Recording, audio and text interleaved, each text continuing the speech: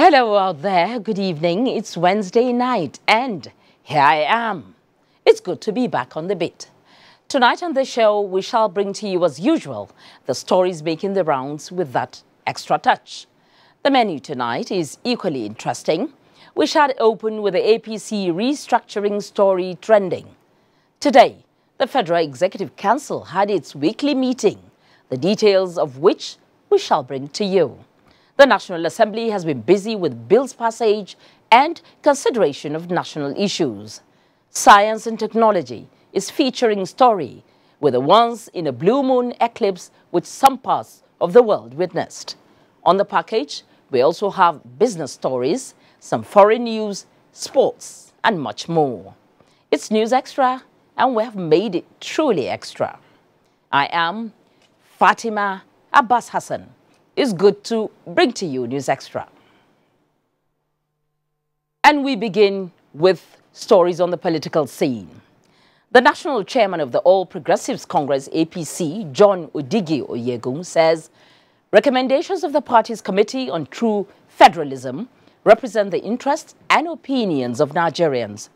At a public presentation of the committee's report, participants equally commended the APC for taking a bold step in adding value to the nation's democracy. Salihu Abdullahi has details of that report. For quite some time, the calls for restructuring in Nigeria have remained dominant in public discourse, in spite of the prominence this issue has enjoyed in previous public debates.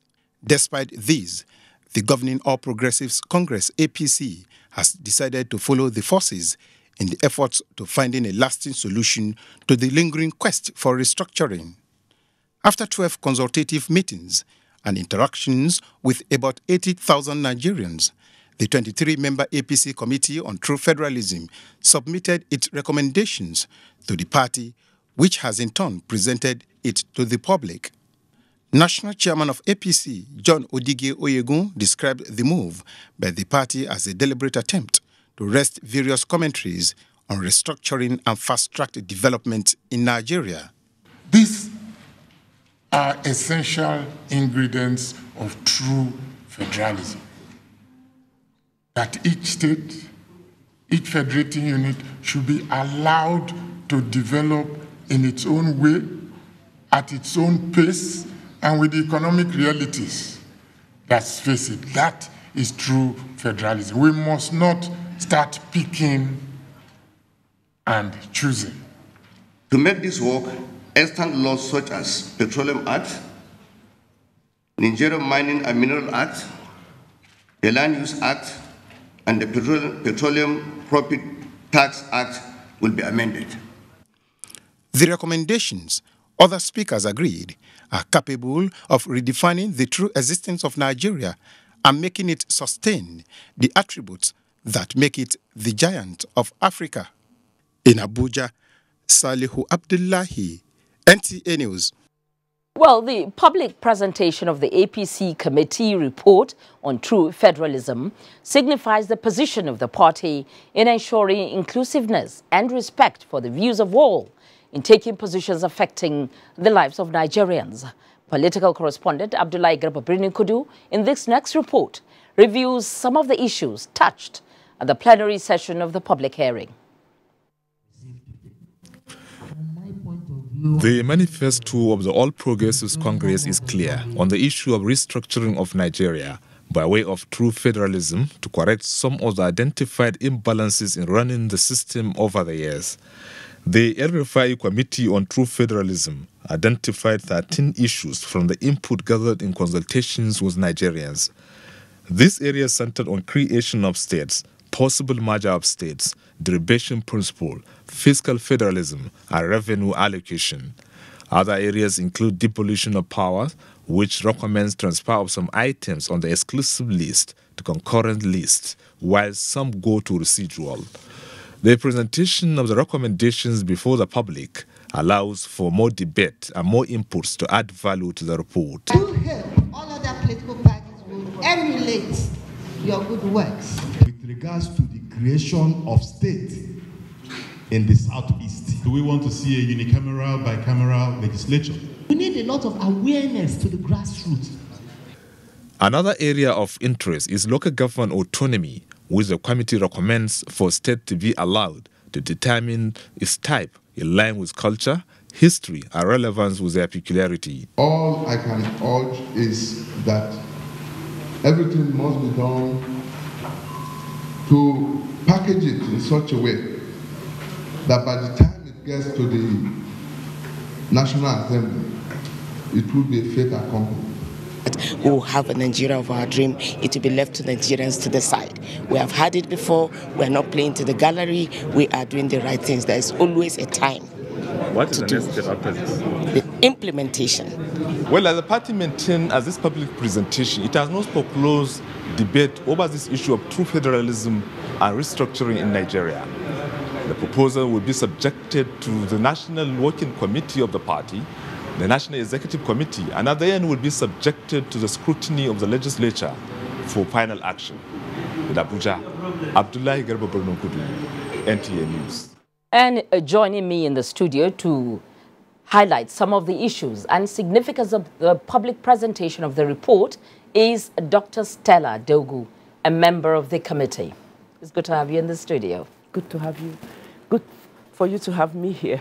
Okay, now, like we've heard in the preceding reports, your recommendations have been made public. Yes. What informed the decision for the public presentation? Well, after going round the various states, because we wanted to make sure that this particular committee on true federalism wasn't going to be something that members of the committee thought of. We wanted it to be owned by Nigerians.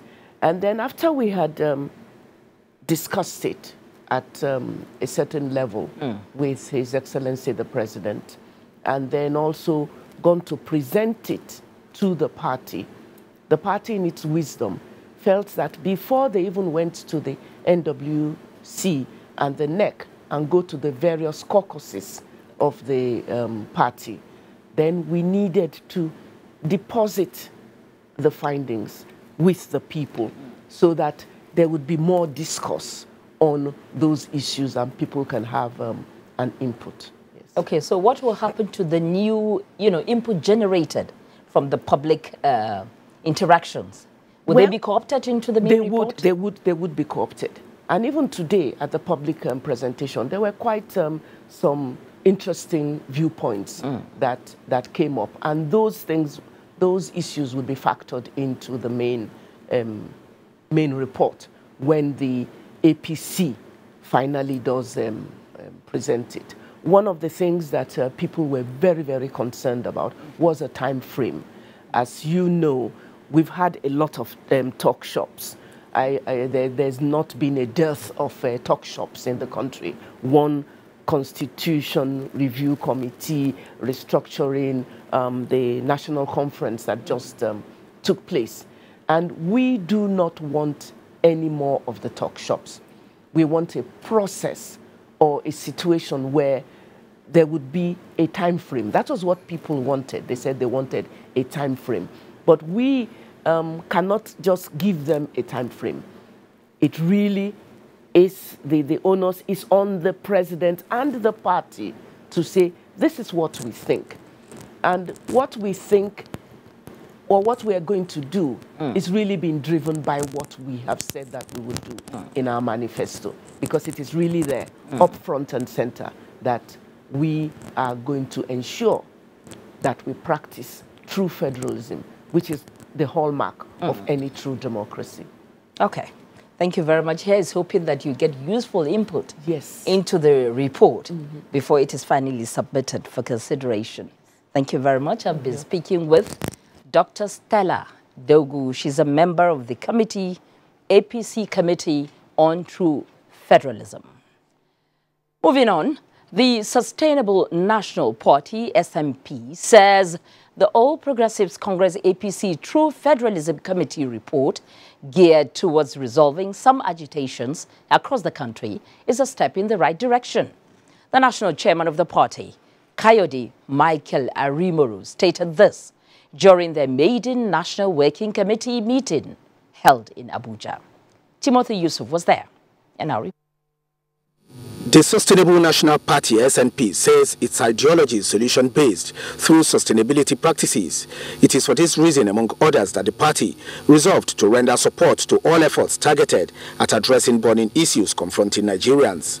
There's what we call true federalism. That's what we're supposed to be practicing. That is not what we are practicing. This is what we are saying at SNP. On merger arrangements, which seems to be trending among the newly registered political parties, Kayode Michael Arimoru says SNP can only go into such arrangement with any other political party with national interest at heart. This is just a platform we created for people who have bright ideas to be able to showcase themselves. We are not an enemy of government. Government is not an enemy of us. Members expressed the confidence that it is possible to have steady and affordable power, quality health care, and in Nigeria where unemployment will be reduced to the barest minimum.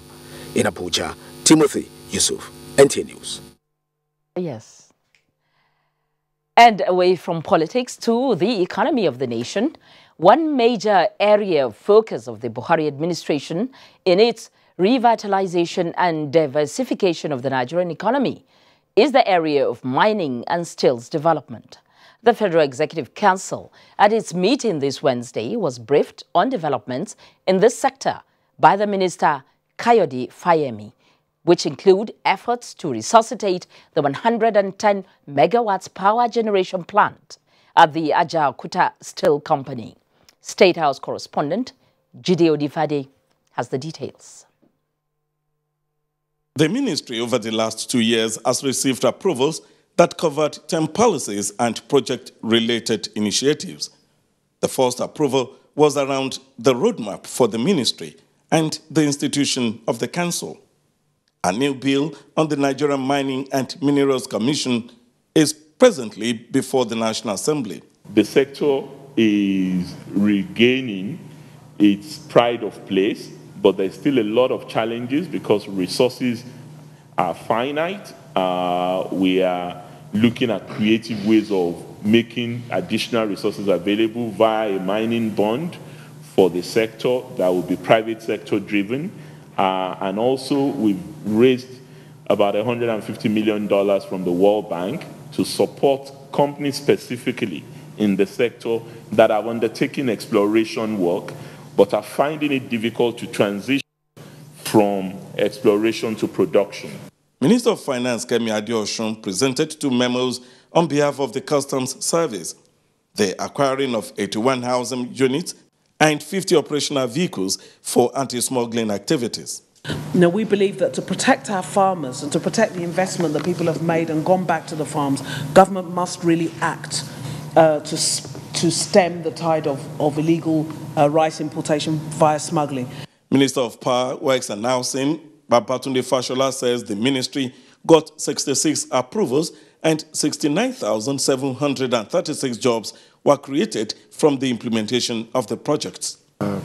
Some of the topical ones were the progress of work on the Katsina windmill, the 10 megawatt windmill, the Kaduna 215 megawatt power plant, the Afam 240 megawatt plant, and of course the Mambila 3050 megawatt hydro power plant, and the project to evacuate the Azura 459 megawatt power plant. As the ministers continue to give account of their stewardship to the council and to Nigerians, Minister of Information and Culture Lai Mohammed says this is not about politics, but transparency and accountability. First of all, the ministers must account to the council the amount of funds has been made available to their ministries and how far they've gone with the execution of the approvals given to them. In the State House, Jide Onifade, NTA News. Now, when the Independent National Electoral Commission blew the whistle on 2019 elections by releasing the electoral timetable, everybody knew that politics and politicians will wake up to the challenge. Expectedly, interest groups are up and doing in support of who they want to see where come 2019. It is to this end that a coalition of support groups known as the Forum on Non-Governmental Organizations in Nigeria that seeks to promote democratic ideals and good governance says it is set to kickstart rallies across the nation in support of President Buhari administration. Saliu Abdullahi tells us more about the Wale Badmus-led coalition and its agenda. The group is a coalition of non-governmental organizations, students, women, artisans, and youth groups. We have chosen to come out this time because there seems to be an orchestrated plan and campaign going on across the country at the moment to demonize the Buhari administration in order to pave way for the return of the same people who brought the country to where it was before President Buhari launched its rescue mission upon assuming office. Conceding that Nigeria is yet to attain its position in the Committee of Nations, President Muhammadu Buhari has taken the country to an enviable height through some major policies put in place, citing the growth of the nation's foreign reserve to over $40 billion, fall in inflation, saving of more than 108 billion naira from the removal of maintenance fee to banks, just as it also saved over 24 billion naira monthly with the implementation of TSA. The Buhari administration, the forum applauded for eliminating ghost workers and saving about 120 billion naira. Other areas such as Customs Service, Federal Inland Revenue Service, JAMB have all performed creditably in revenue generation. In the area of diversifying the economy, agriculture, solid minerals, as well as infrastructural development have improved, showing positive rating by analysts. President Buhari is putting Nigeria on a solid footing. He has what it takes to do it. All he needs is the support of Nigerians. They assured that their movement is to mobilize a robust support for President Muhammadu Buhari against the plot of people they describe as naysayers who are bent on showcasing the administration as a failure. In Abuja, Salihu Abdullahi, NTA News. Up ahead, Senate on residency rights for citizens, plus the blue moon that shows up once in a blue moon. Don't be confused. Just stay tuned for these and more after these messages. The Organization of Nigeria, SON, brings a new lease of life to Nigerian SMEs. SON has put a greater premium on developing standards aimed at improving the exports of the nation's food and cash crops. This explains why we have developed more standards for Nigeria's produce like sesame, cocoa, garri, and more, courtesy our accredited state-of-the-art laboratories. In keeping with the federal government's ease of doing business, SON has simplified its processes and turnaround time for SUNCAP and MANCAP to reduce substandard products and legal arm to prosecute offenders. Join the Standards Organization of Nigeria in ridding our nation of substandard goods due to consistent market surveillance and raids. See something, say something. The Standards Organization of Nigeria, improving life through standards.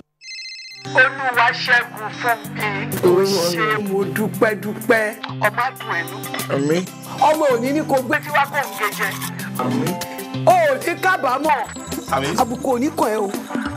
Ayé ò ní rí ẹ mú o. Òní dàmú, òní ṣìrìn, òní rí. Ó yá wọnú ògo tuntun lọ. Ẹlẹ́dàá mi. Ẹ tàmí yín kọ́. Ṣé ìwọ ti rókun tó gbẹ rí?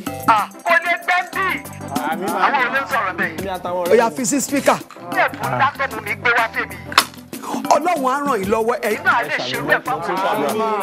Get 10 times your recharge value to call and browse anyhow. Recharge with *220 star the pin hash to enjoy this offer available to new and existing subscribers. Mr. Anansa, èmi ń gbàdúrà. Ìwọ ń polówó ọjà, ìwọ náà borí ẹ̀ wá kó wá gbàdúrà. Á dáa fún ẹ. Ṣé orí bó ti ń tajà fẹ́ lòmíì? Àwọn máa sìn. Airtel, the smartphone network. The winning energy and great Milo taste, now ready to go. Milo! The winning energy and great Milo taste, now ready to go. Milo! The winning energy and great Milo taste, now ready to go. Milo! There is a reason Africa is called the new frontier. What was once potential is now an opportunity ready to be seized. Once revered for our resources, today's wealth lies in our people. People who build the cities that shape the future. People who know an idea in one place means business in another. A generation for whom technology means there are no borders, no boundaries. We are the new lions in a brave new world, kings of the urban jungle. And there's a bank that puts the world in our pocket and the future in our hands. UBA, Africa's global bank.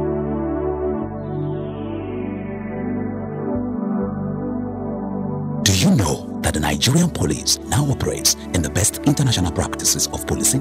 Do you know that the Nigerian police has been restructured to be more accountable and responsive to all your security challenges? Now, what the police demand from you is your trust, your collaborative efforts by providing necessary information about criminals and their activities in your neighborhood. Be vigilant to achieve our creed as we promise. We shall police the country based on international core values of policing with integrity. We shall ensure that rule of law prevails in our actions and activities. We shall respect diversity, display courage, show compassion, and demonstrate professionalism. We shall operate within the principle of democratic policing. We shall shun corruption, and we shall make Nigeria safer and secured under the leadership of IGP Ibrahim Otum Idris. Let the wind of change blowing across the country chase away crime for the benefit of our society. Yes, the Nigerian police says this change must come with peace and tranquility.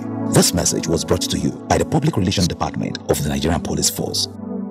At the end of 2017, the BUHARI administration delivered a number of unprecedented achievements. Generated power has gone up to 7,000 megawatts in 2017 from 3,000 megawatts in May 2015. More than 1.6 trillion naira has been spent on infrastructure for roads, bridges, housing, dams and railways. Nigeria moved up 24 places on the World Bank's Ease of Doing Business rankings and earned a place on the list of top 10 reformers in the world. Today, 5.2 million primary school children in 28,249 schools in 19 states are receiving a free meal daily. Our customs service recorded its highest ever revenue collection of 1 trillion naira in a single year. Our foreign exchange reserves grew by $12 billion, reaching the highest level since 2014. We added $250 million to the Sovereign Wealth Fund and officially moved out of recession.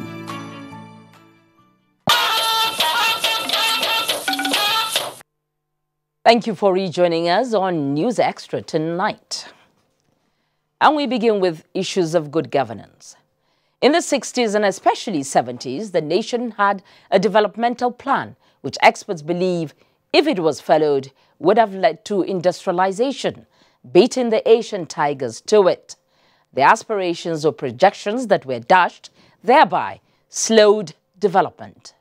Many strongly believe that the major setbacks lie on governance and are happy with the present administration's developmental strides, anchored in good governance in building a better Nigeria.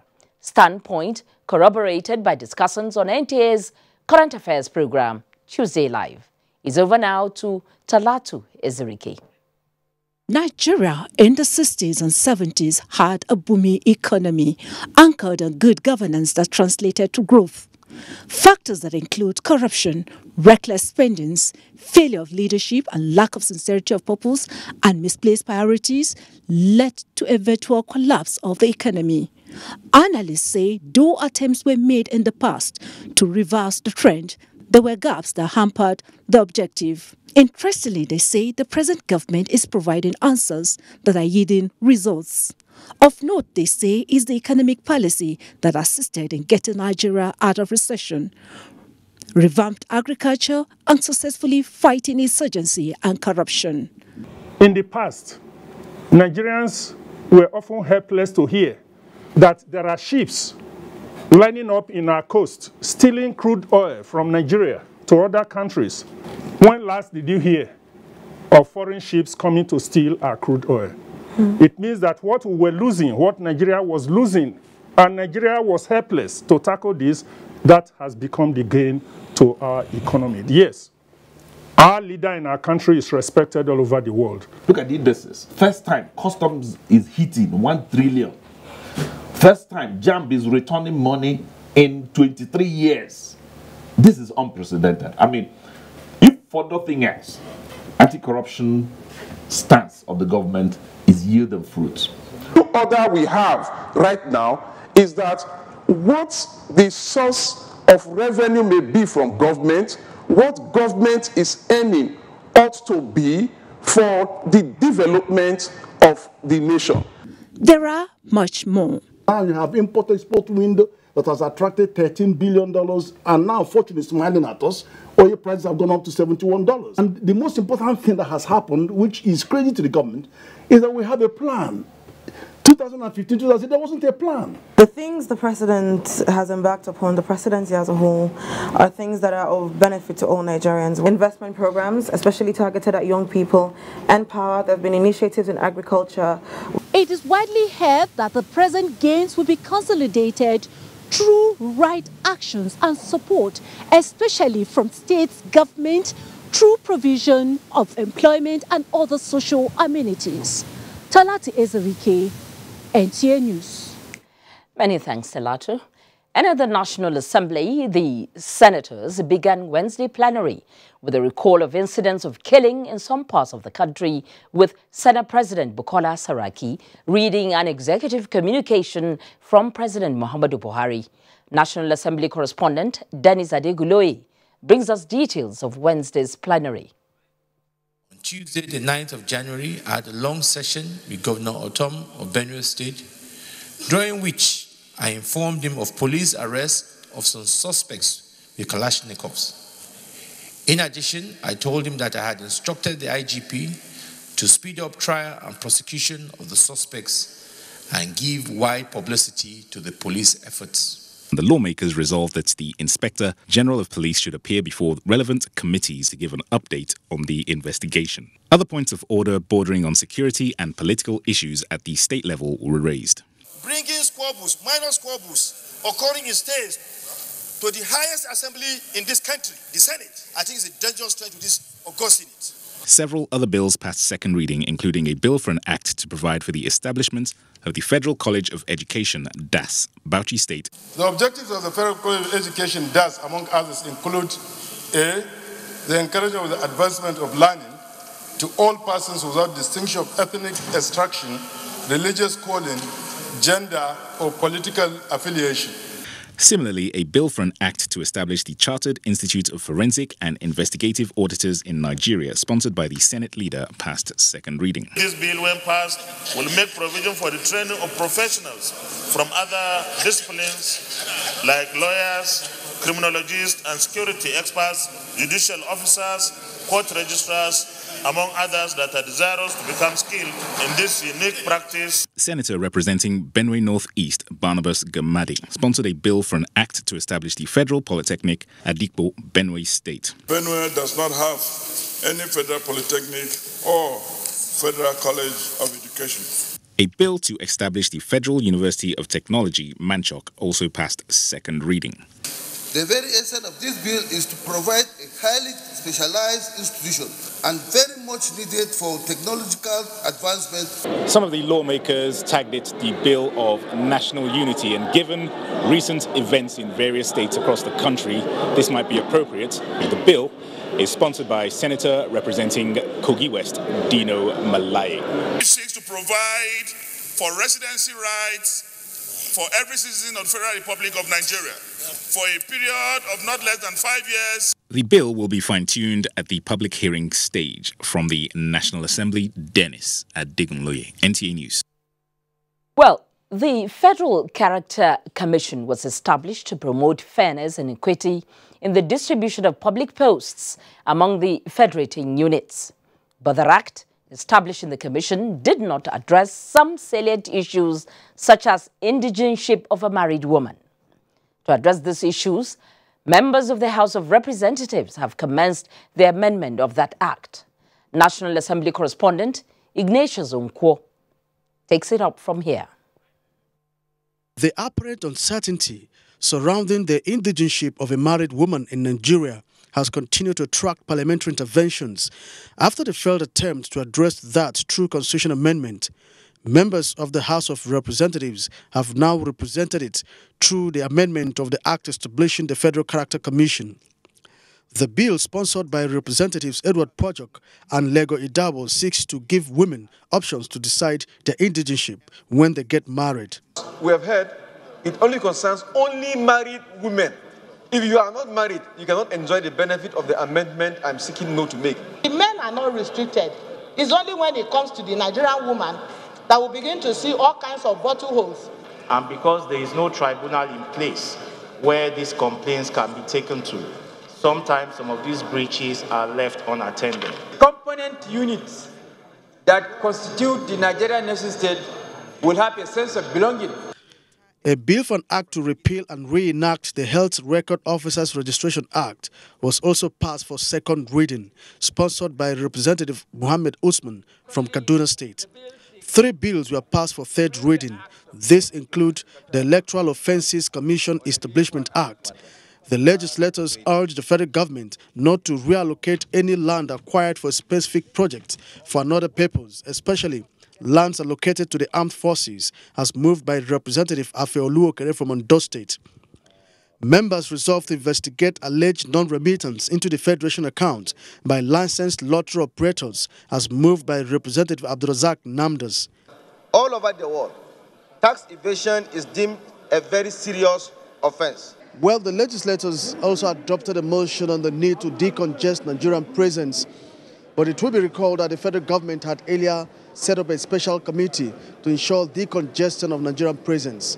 Speaker Yakubu Dogara granted audience to a delegation from the Police Service Commission, where he advised them to ensure that only unquestionable characters are recruited into the Nigerian police force. The police basically has one major responsibility, that is curbing criminality. Dogara reiterated commitment of the National Assembly in promoting security nationwide. From the National Assembly, Ignatius Nkwo, NTN News. And taking you away from events at the National Assembly, have you ever heard of the expression, once in a blue moon? Well, that expression means something that happens once in a long time. Do you know this expression is based on a celestial occurrence once in a long time? And when it happens, the moon actually looks blue.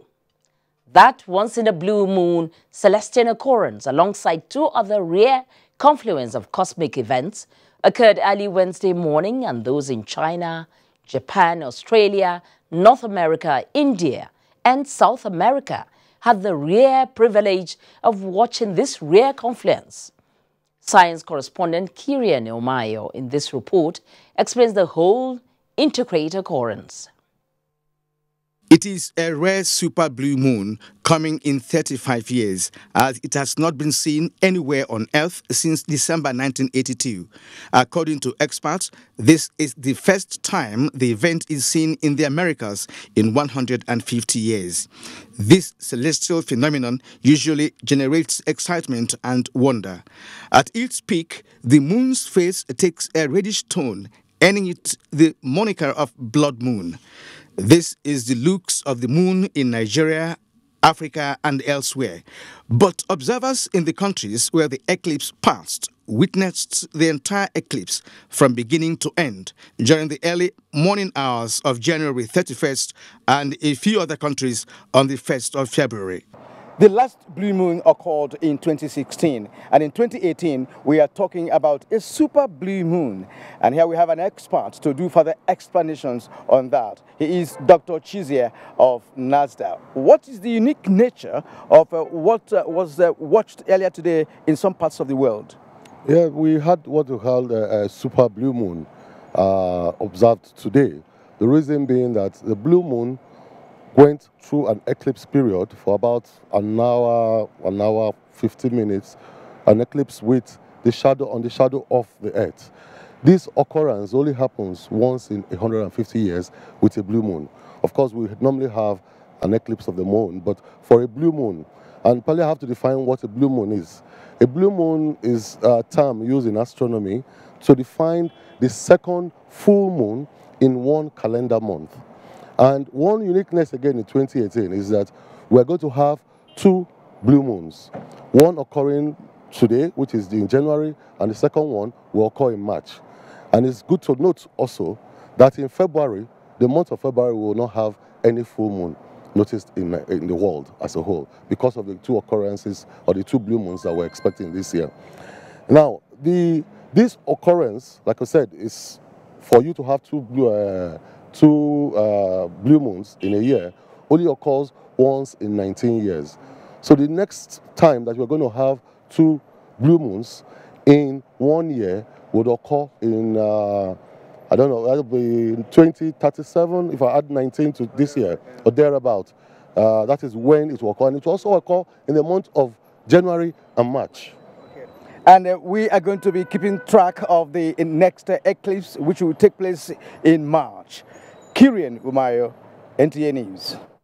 Well, I sincerely hope that Kirian has awakened your interest in the celestial world with that story. Moving on, I take you to Benue State, where the police command has confirmed the arrest of a number of people in Boko local government area of the state. The arrest follows the reported killing of some persons at a motor park in the area by irate youths. Commissioner of Police, Benue State Command, Mr. Fatai Owosheni, who confirmed this to newsmen in Makurdi, said a dusk to dawn curfew has been imposed on the area by the state government.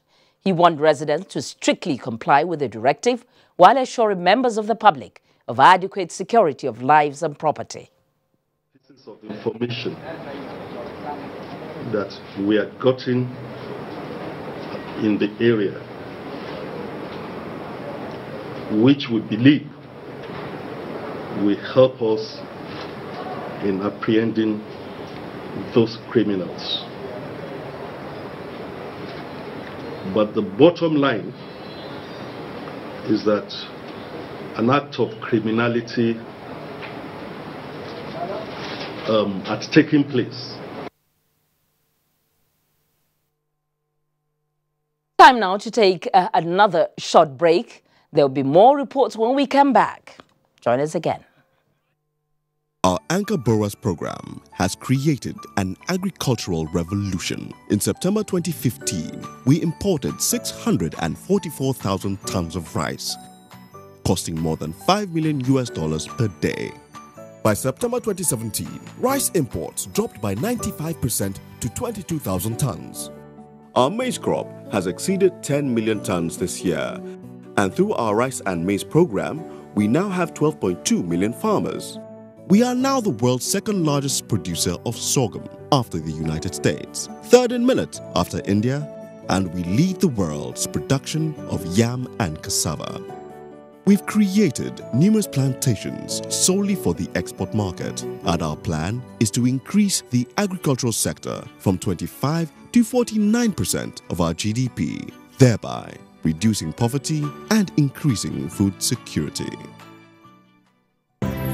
Bayes University, Abuja, one of the fastest growing private universities in Nigeria, commences postgraduate studies in the following fields: MBA, MSc Business Administration, MSc International Relations and Diplomacy, MSc Mass Communication, MSc Economics, MSc Sociology, MSc Chemistry, MSc Animal and Environmental Sciences, and MSc Parasitology. For inquiries, call 081 3376 9658. That is 081-3376-9658 or email enquiries@bayesuniversity.edu.ng. You can also visit www.bayesuniversity.edu.ng. Admission is in progress. Come to Bayes University, Abuja. Get the best. Learn to live. Announcer, Registrar.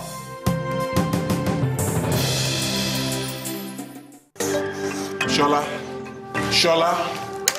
come and help me. You need to learn.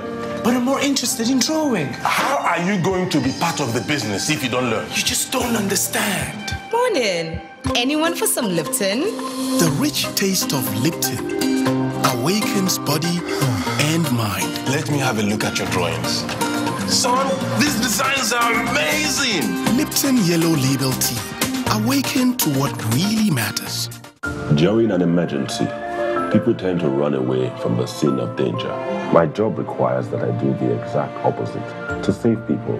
There was once a sweet girl who was in a car accident. It was sad to see pain on her face, which should always be smiling. The ordeal had taken a toll on me, but I had no time for pain. A couple of weeks later, I was about to head home when I had an unexpected visitor. It was her birthday, and she had insisted to her mother that she would bring a piece of cake for the man who helped save her life. The world needs people who save lives. We want to buy Indomie noodles. 4 packs, please. Yo. This is not my Indomie. Please, sir, if it's not Indomie, don't call it Indomie. Sir, the taste is the difference. The difference is in the taste. That's why my brothers, my mommy, my daddy, and I all enjoy our delicious, so very delicious Indomie noodles. The difference is the taste. Who wants to answer? Mary? Mary has a toothache. Oh, I see. And who knows why? Because her tooth is too big. No, it might be a hole in her tooth called a cavity. That's why I brush twice a day using Colgate. Imagine this is your tooth and these are food acids that cause cavities. Colgate with calcium and fluoride helps prevent cavities for maximum cavity protection. And now available in a fresh new Icy Mint gel. Wow.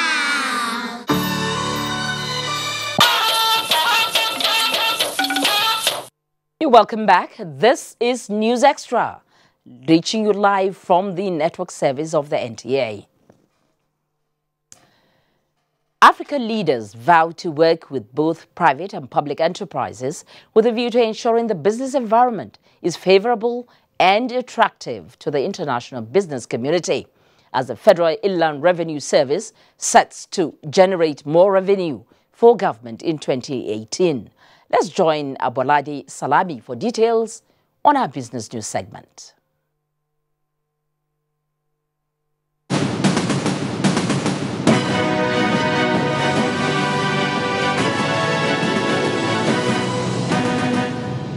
Good evening and thanks for joining us on the business news segment. African leaders have conversed for the development of both private and public enterprises in order to build an attractive and viable market. The leaders at the just concluded United Nations Summit in Addis Ababa, Ethiopia, under the Africa Business and Investment Forum said the forum is a demonstration of their zeal to pave way for private investors in the U.S. and the rest of international community to invest in Africa. The forum had in attendance over 150 chief executive officers and senior executives of U.S. and African companies. The Federal Inland Revenue Service has put in place all the necessary mechanisms to surpass a record $4 trillion tax revenue collection in 2017. Chairman Federal Inland Revenue Service, Babatunde Fowler, in an interview with NTS Business News, said the service will embark on strategies to enhance collaboration with critical stakeholders in order to improve on its revenue generation. And at the same time, we have started an audit process, and for those who refused to pay but had capacity to pay, we also had enforcement. Like you see, in 2016 we generated 3.3 trillion, 2017 4 trillion, and it's growing. So by the time you compare total tax revenue to GDP at the end of 2017, you see an increase. The bullish run recorded in the Nigerian capital market in 2017 has increased foreign investors' confidence in the market. U.S. Consul General John Bray, while expressing U.S. confidence in the nation's economy, says the open and transparent financial transaction on the capital market strengthened investors' participation. I think there's always confidence in the Nigerian market. I would like to say, it's our concern and our interest is for the Nigerian economy to grow. Without capital investment, without economic growth, there's not going to be enough jobs for everybody. This is all about employment, and this is about prosperity. This is about making Nigerians wealthier and about jobs. Now let's take a quick look on how stocks were traded on the floor of the Nigerian Stock Exchange today. At the close of midweek trading, the all-share index depreciated by 0.34% to close at 44,343.65 basis points, with a volume of shares which stood at 65 million, valued at 7.7 billion naira, which exchanged hands at 7,091 deals, with a market capitalization of 15.8 trillion naira. Flour mills with 3 naira 1 kobo gain led the table, followed by WAPCO, which appreciated by 2 naira 4 kobo, while international bureaus with 3 naira 15 kobo loss led the losers table, followed by Nigerian bureaus, which depreciated by 3 naira per share. Stock Market Reports concludes Business News segment. News Extra continues shortly. Please stay with us. And still talking business, Peugeot Automobile Nigeria Limited PAN has launched its latest brand of SUV to the Nigerian market. The all-new Peugeot 3008 was unveiled to the public in Lagos. Ime Udori witnessed the launch and compiled this report. The first brand of cars in the Nigerian automobile market that not only provided comfort, durability and good driving experience to users, but also established an assembly plant to build quality cars for Nigerian roads. After 46 years of establishing better relationship in the country, Peugeot Automobile Nigeria is introducing an addition to its fleets of modern technologies with spectacular features. The all-new Peugeot 3008, according to its manufacturers, combines elegance, beauty, sleekness, strength, and character, including sports styling. Eye-catching features that only Peugeot can boast of. This car has gone over and above those standard features. There are specific Peugeot signatures. The iCockpit, for instance, is one of the Peugeot signatures and is one of the most significant differentiator of this vehicle. We have the automatic hazard alert. We have the driver attention alert. You know, these are all features that have been introduced on these cars to make the car safer. The 3008 SUV, which has received kudos and adjudged Car of the Year 2017, has also won more than 30 international awards for its safety features, comfort and robustness. We build in such safety elements that if your hand, is there, then, it doesn't go, no up so that it doesn't get you injured. You can open the boot with your foot, without having to kick it, and then you can close the boot with your foot. Peugeot 3008 SUV comes in a wide range of attractive colors and is already competing with other brands in the same segment. Yeah, that's the car to have. Now, there is a saying in local parlors that the king's house gutted by fire would be more beautiful when rebuilt. This is the story of Mubi in Adamawa State, the local government which was annexed by Boko Haram and made headquarters of its caliphates. Adebola Brooksland Sunday was at Mubi and was back with him the beauty that the town has now become. He tells us his story this way.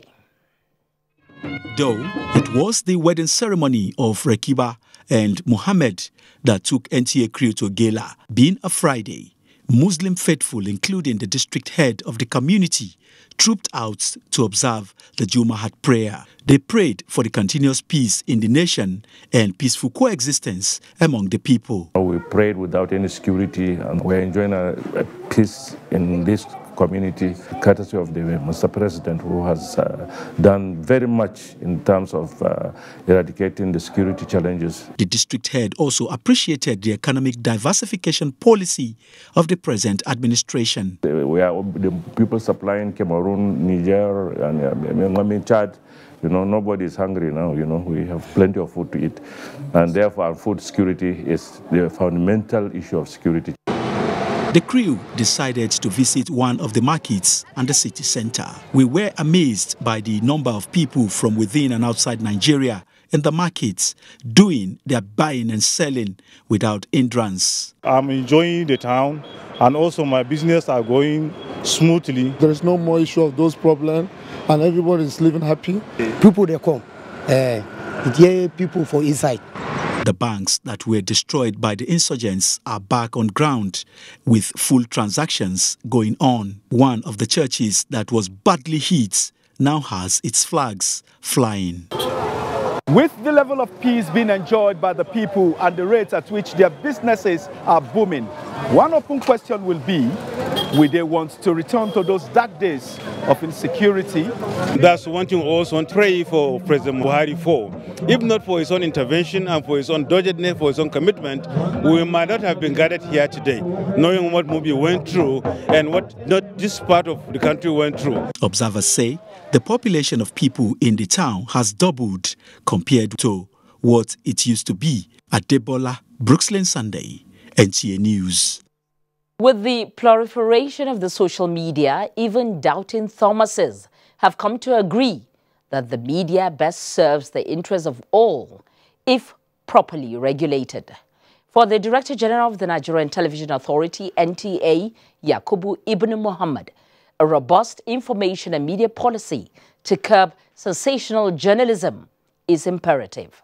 He was sharing his thoughts with the participants of the National Defense College, where he also stressed the need for a national communication policy in Nigeria, especially with the increasing global and national security threats. Isaac Nkuma was at the lecture. The trend of insecurity in sub-Saharan Africa, occasioned by terror attacks, proliferation of small arms and light weapons, herdsmen and farmers clashes, armed robbery and kidnapping has continued to be of serious concern to all. As Nigeria grapples with its security challenges, the National Defense College is shaping the thoughts of senior military officers and public servants on strategies and policies to tackling insurgency. One of their approaches is using information as a tool for national security.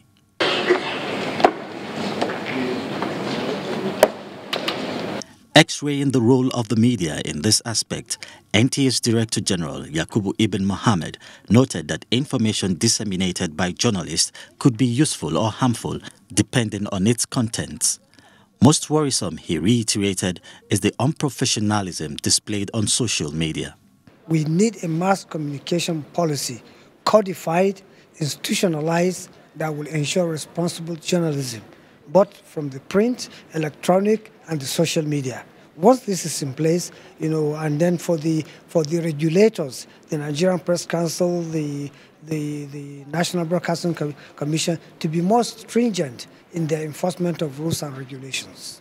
The DG, while advocating improvement in the training of media practitioners, emphasized that illiteracy, ignorance, or other bias are not excuses to issues of national interest. For those of you that watch the NTA Good Morning Nigeria, I have personally observed the remarkable change on the positive side, on the quality, the maturity, and the relevance of the issues that are discussed on that platform.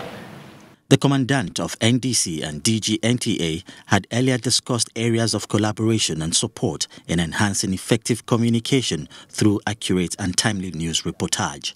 In Abuja, Isaac Nkuma, NTA News. Well, who better to talk about these issues than a veteran and one who knows better? Now, within the 4 decades of operating as a television network in Nigeria, the Nigerian Television Authority has had some challenges and a lot of applaudable moments. These together have helped shape the system, making it a brand engraved in people's minds and homes. Cecil Ebele takes us through the early beginning and the need to blow the trumpet at 40.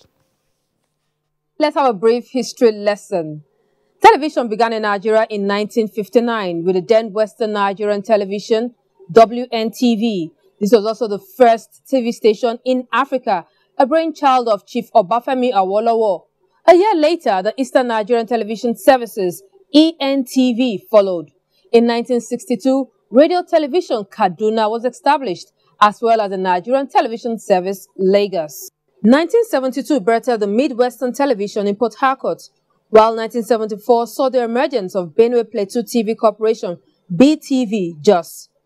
After years of operating TV regionally, in 1977, all stations were merged to form the Nigerian Television, which later became the Nigerian Television Authority, which had Engineer Vincent Maduka as the first Director General. NTA had no studios when we started. We had to use stations for making programs, but the law said that NTA headquarters was in charge of network news and network programs. So we built a network news center. This new network made and launched many talents who gave their time and resources to excel their institution and themselves. When the thing that gladdened me and made me work so hard and with so much interest was when NTA just became the first color television. It was a thing of pride. There were some tough moments in NTA, when, perhaps the T&D, you will not get the money that you need to produce a program, to go to Korodu to go and rehearse Adekonga's band. So you have to use your own salary. The NTA over the years have produced multiple talented individuals who today are worthy ambassadors of the network. And the earliest days, one man wrote the script. He was the vision mixer. He was the director. He was the producer. You did the job of 3 people. So today, I'm still involved in television production, and most of us that worked in NTA, it was a good training for us. It was a spirit of just was a training ground for me. We worked, and I worked. To encourage a gradual breakaway from colonialism on our screens, the NTA promoted local talent and productions. We will never develop local talent if we can get cowboy films, westerns, or musicals. Try and develop talent and programs ourselves. Oh, the one that really amused me was the one they call Second Chance, okay, which was designed after the English Mind Your Language. Despite the challenges, 40 hearty chairs are apt for a giant network at 40. In Abuja, Cecile Egbele, NTA News. Well, so far so good, but I tell you we're not done yet. How ready is Nasarawa State to host the president? We'll tell you about it when we return after these messages. Join us again. In 2015, the world's most deadly terrorist group, Boko Haram, controlled 20 local government areas in Borno State and operated freely in 5 other northeastern states in Nigeria. Other than committing the second worst terror attack after 9/11, their bombing sprees reached Bauchi, Kano, Abuja, and as far as Zaria. They killed more than 23,000 people, kidnapped more than 2,000 people, including the 276 Chibok girls, and caused the displacement of more than 2.3 million people. By the end of 2015, the BUHARI administration turned the tide of the war, and Boko Haram was routed from Sambisa Forest. By October 2016, 21 of the Chibok girls were released since April 2014, and in May 2017, another 81 Chibok girls were freed. By December 2016, Boko Haram was technically defeated and subsequently reduced to a handful of sporadic attacks.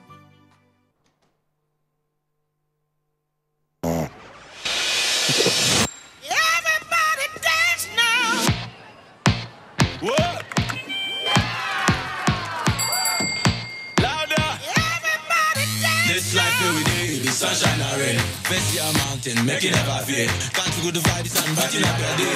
Drink Malta and brighten up your day. If you want something, make you get up today. We don't know tomorrow, we only know today. Reason why I turn up every day. Let's go. Everybody dance now. We are the strongest. No challenge can stop us, so Lord. And we are the brightest.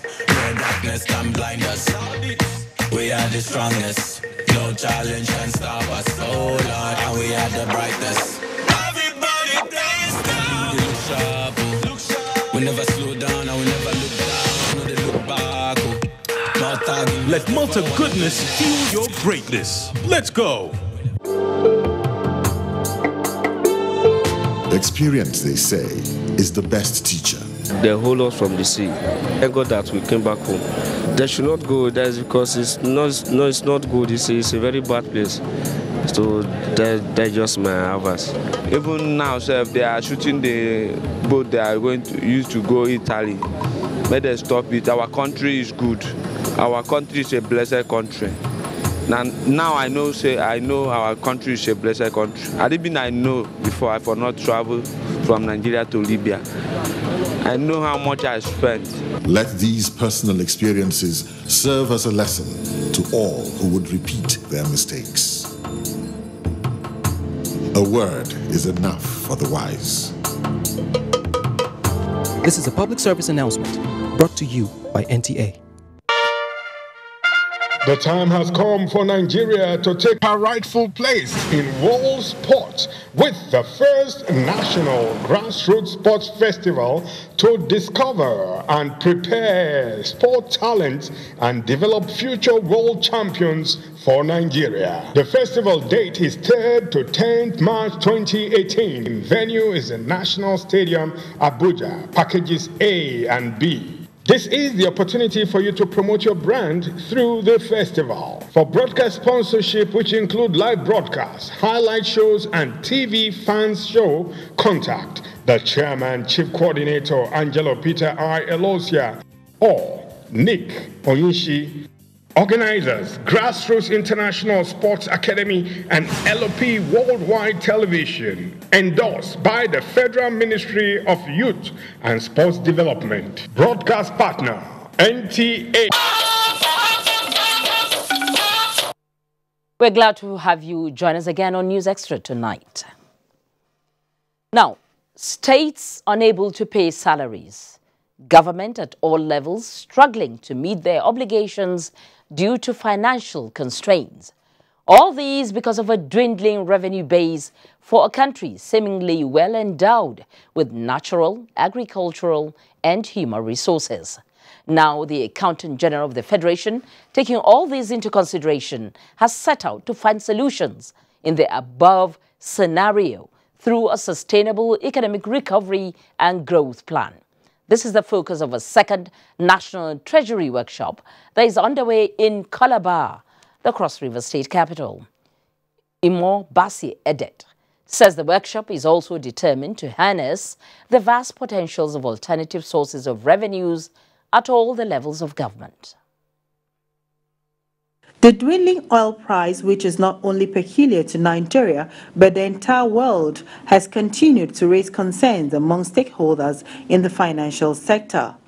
Minister of Finance, Mrs. Kemi Adeosun, represented by the Secretary of the Presidential Initiative on Continuous Audits, Dr. Mohammed Dikwa, said there is need for urgent review of some financial laws and called on financial management practitioners to devise means of growing the revenue base of the nation. Accountant General of the Federation, Alhaji Ahmed Idris, said the workshop was imperative towards ensuring a successful implementation of the 2018 budget. Giving government more clue, more information on the way forward as far as the economy is concerned is the reason why we are here. We have recovered a lot of loot. We have put in place so many other measures to ensure that all the leakages associated with our revenue are blocked. Governor of Cross River State, Ben Ayade, represented by the Commissioner for Finance, Mr. Asukwa Ekpeyong Jr., harped on the need to map out strategies for sustainable economy. At times like this, it's important that we boost the revenue of the country. We plug the various leakages. Various stakeholders took turns to x-ray the way forward for the nation's economy. In Calabar, Umo Basedate, NTA News. When two elephants fight, the grass suffers. That is an adage I'm sure you've heard of. If you apply this to the seeming conflict between the Minister of Finance and the suspended Director General of the National Securities and Exchange Commission, SEC, you will know that the victim might end up being the national economy. That is why the House of Representatives is saying it will continue to be proactive in legislative actions geared towards boosting the capital market and the economy. This assertion was made at an interactive hearing by the House Committee on Capital Market. Ifanyi Ezumba. now reports. In October 2017, the Ministry of Finance received documents delivered to its whistleblowing unit, making allegations not only against Mr. Kwazo Munir, but two other officials of Securities and Exchange Commission on corrupt practices, which led to the suspension of the Director General, Security and Exchange Commission. Declaring the hearing open, the Speaker in a message said, integrity is paramount to the growth of capital market and the economy.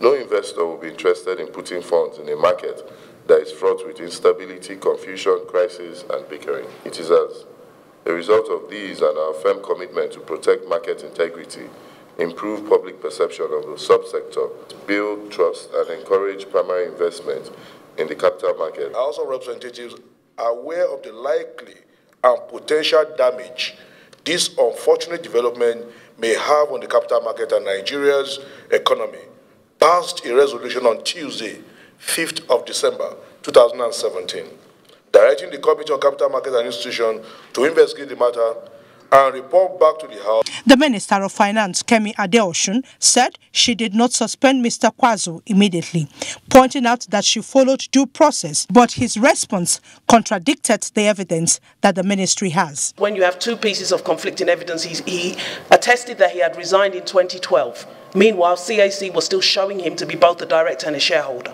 So we needed to get other evidence. So we then went to bank records and found that Mr. Munir remained a signatory to that account. And we obtained evidence of banking transactions where he signed as a director.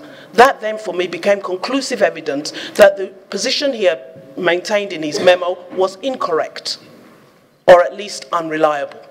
Is the interference of the Ministry of Finance on the investigation of Owando. And I'll give a sequence of that interference, which from my knowledge is the first time in the history of SEC that we witness that level of interference. And the third part, which the letter from the Honorable Minister made reference to, which are the three allegations against me: the severance package, the outband, and the Medusa.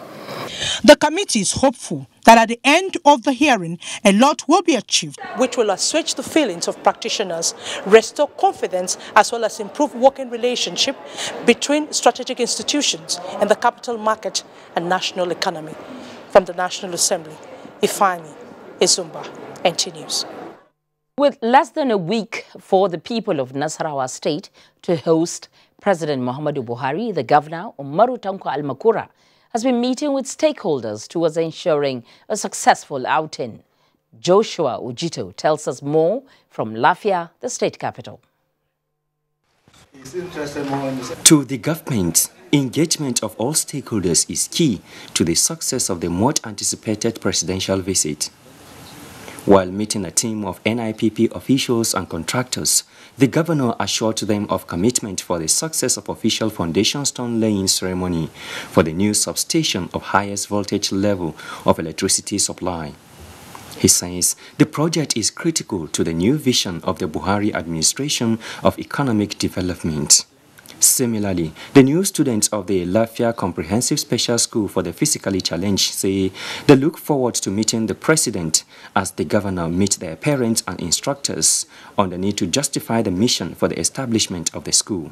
But I think the flagship, the one that we are so proud to showcase and to ensure that Mr. President himself is a living testimony to our adherence to the tenets which he put in place 5-6 years ago, is for him to come and commission something out of the ordinary, something that he is so passionate about, something that tremendous amount of his attention is directed towards, that is given score to the vulnerable. Excitement is in the air, given the tempo of activities and reaching out by the government to the people on the visit by President Muhammadu Buhari. In Lafia, Joshua Ojito, NTA News.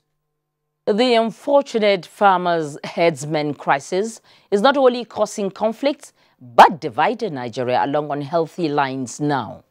In Zamfara State, Cattle dealers are thinking if the cattle train service from Gusau to Lagos was not suspended, they would not have problems getting the livestock to the end buyer. Now, they are more disappointed because the service was suspended after just one shipment when it was resuscitated 15 months ago. Jamilu Ibrahim examines the situation. It was indeed a joyful sight for people of Zamfara State when the Nigerian Railway Corporation flagged up the resumption of cattle train service on 1st September 2016, with a 15-wagon train conveying more than 500 cows from Gusau to Lagos after the service was suspended for more than 30 years. The train service, resuscitated by the Nigeria Incentives-Based Risk-Sharing System for Agricultural Lending, was planned to be a continuous one that will also cover some palm produce to facilitate farmers' access to market and improve agricultural value chain. It, however, stopped abruptly since the first shipment. Since that first time, the agent appointed by the railway, he was the one who caused the delay. Why? He said the shipment of each cargo is about 90,000, agreed on that very day. The cattle dealers have since reverted to transporting the cows by road, which is obviously more tedious and more costly, and perhaps poses more risk to the health of the animals. We were very happy when the scheme was launched. More than 500 cows were conveniently transported from Gusau to Lagos within 32 hours. We are now forced to go back to the mode of transporting the cows by road, which has a number of disadvantages. The concerned stakeholders, who said they would continue to make a follow-up on the issue, appealed to the federal government to ensure the restoration of the cattle train service soonest in the interest of the economic development of Zamfara State and the nation at large. A trade value of between 850 billion naira and 950 billion naira could be transacted annually between the north and the south through the suspended train service initiative. As the Zamfara State Chamber of Commerce, Industries, Mines and Agriculture vows to vigorously pursue the matter, the pertinent question now remains when the much-awaited train services will be restored. In Gusau, Jamilu Ibrahim, NTA News. Now, the true meaning of the adage, health is wealth, would only make meaning to you if you fall ill and then get well again. So when about 100 medical doctors gathered to provide free medical care to the people who have suffered at the hands of insurgents, it is worth taking note of. That is what the Presidential Initiative for the Northeast, in conjunction with the Pro-Health International and the Adamawa State Government, have done to the people affected by insurgency in Adamawa State. Rayanu Bala reports on this kind gesture.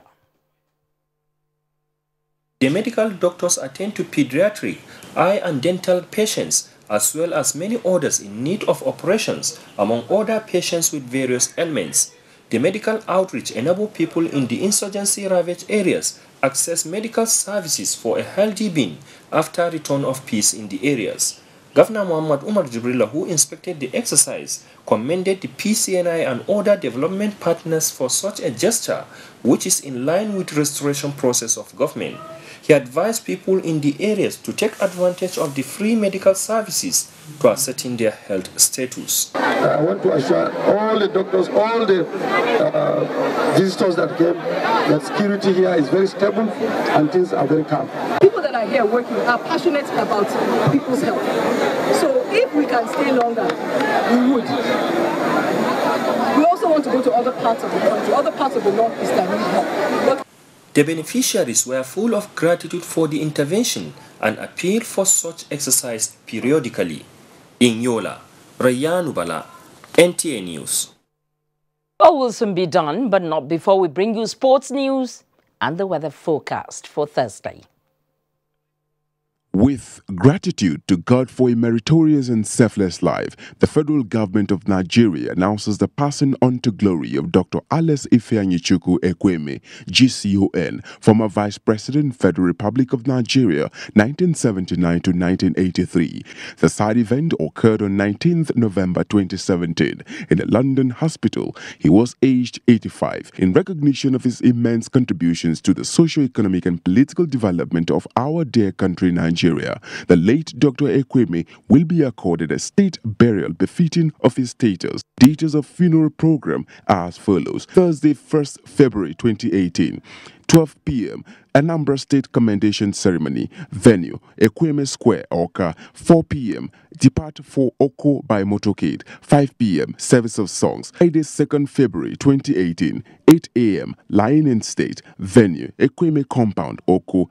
11 a.m. funeral service. Venue, St. John the Divine Church, Oko. Interment, Ekweme Compound, Oko. Reception at Alex Ekweme Compound, Oko. Sunday, 11th February 2018, 9 a.m. Outing service. Venue, St. John the Divine Church, Oko. Signed, Secretary to the Government of the Federation. Welcome back. It's still News Extra on the network service of the NTA. Now, Africa has been in the news for the wrong reasons, particularly on illegal migration, where thousands die trying to cross over to Europe. Even when thousands die in this adventure, and others who survive tell gory stories, many more are still risking their lives for a journey that they think will take them to the promised land.